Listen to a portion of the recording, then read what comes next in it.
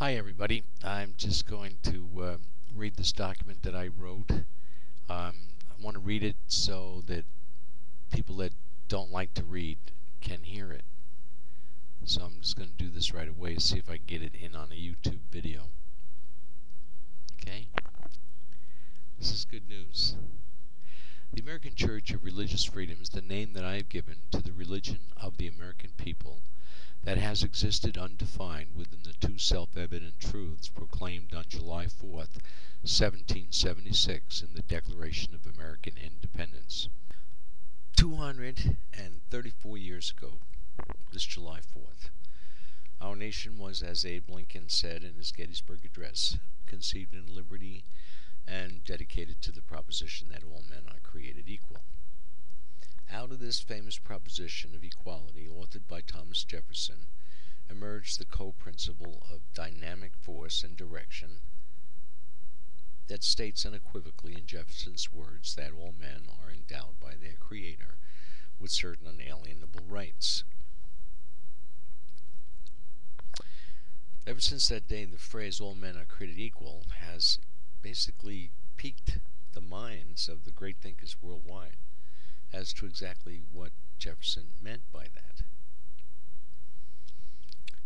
And likewise, probably every one of American citizens have at one time or another thought about, what equality means in our country.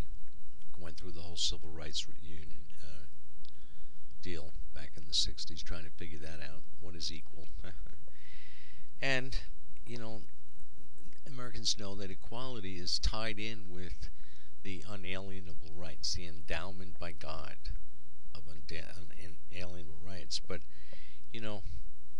some Americans are unable to see their freedom under the present form of government. I mean, not the form so much, but the administration, the people that are operating. In this present day, the American people are very much different from the people of 1776. America in those days, Americans, they were all Christians. And belief in God was basically their primary fortitude. This is how they were able to do what they did, is because they had faith in God. And specifically, they believed in Jesus Christ. I mean, the 13 colonies were possessions of Great Britain, and all of the people that were British subjects. I mean, ever since Henry VIII was proclaimed the head of the church in England in 1532, they had gone through a whole series of political and religious wars, revolutions, things like that in England. And a lot of it was the turmoil that was created with the Reformation, Lutheran, Calvin, and then Henry VIII and him making his own religion. Actually, he just really took back control from the Pope. But the net result is that they had gone through all that, and the people that were coming over here were a product of that. And the reason they wanted to come over here is they wanted to practice their religion the way they wanted it, without a whole bunch of stuff going on. And during that period of time, the British were very busy overseas in their own territory, and so America really got to grow up for a while without heavy influence, and this is how they developed their own, basically, self-government. And so the Americans of that day, they all believed in Jesus Christ. That's the bottom line. They just differed as to how they practiced that belief, what their ideas were. Okay? And Jefferson wrote the Declaration of American Independence under those social conditions, and that's very important to understand that when he's writing, the conditions under which he's writing, who's his audience? There's 56 men that signed that Declaration of Independence. Where are their heads at? What are they thinking? Okay? I'll tell you something. Everybody then knew that Jefferson was writing about the God who raised Jesus from the dead, when he used the word created equal. And everybody knew that Jefferson's reference to the Creator, again, who endows us with certain unalienable rights, points to the Bible verse in Genesis 1:27, which says, And God created man to his own image. To the image of God he created him. Male and female he created them.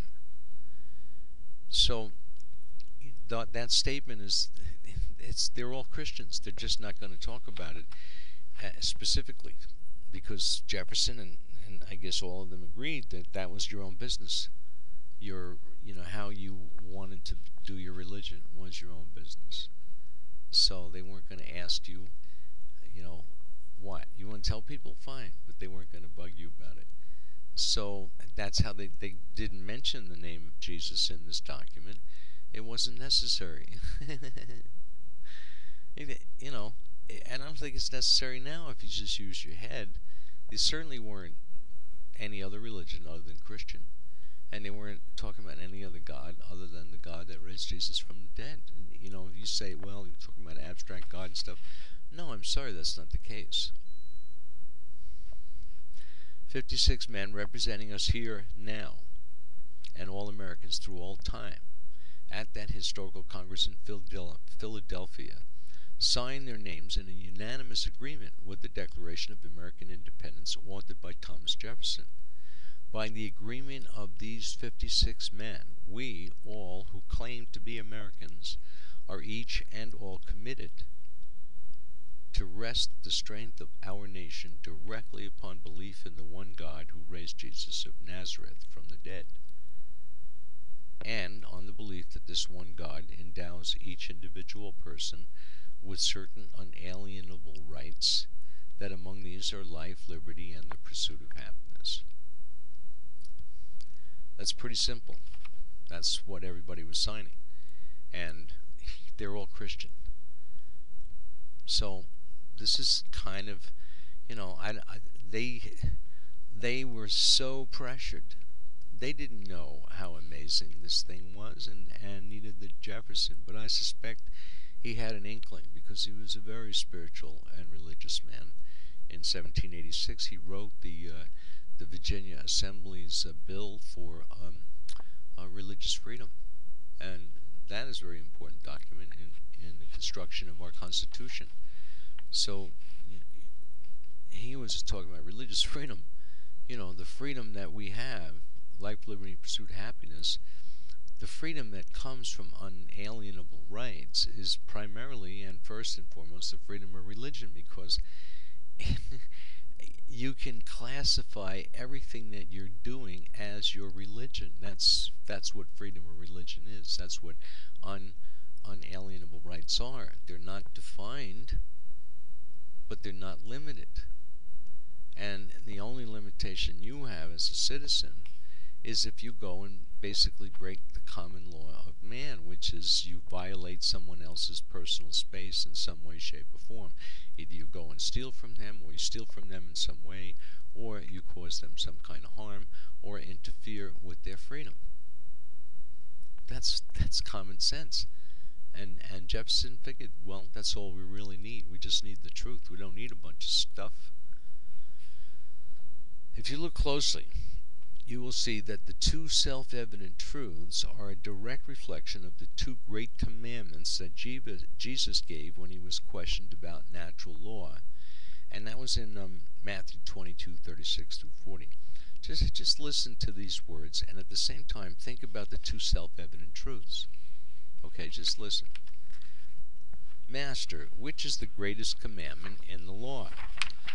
Jesus said to him, Thou shalt love the Lord thy God with thy whole heart, and with thy whole soul, and with thy whole mind. This is the greatest and the first commandment. And the second is like to this, Thou shalt love thy neighbor as thyself. On these two commandments depend the whole law and the prophets. It is perfectly clear to me that Thomas Jefferson was inspired by God to translate the two great commandments of Jesus Christ into the law of freedom upon which this great nation of America rests, which is right there, the two self-evident truths. That's what our nation rests upon.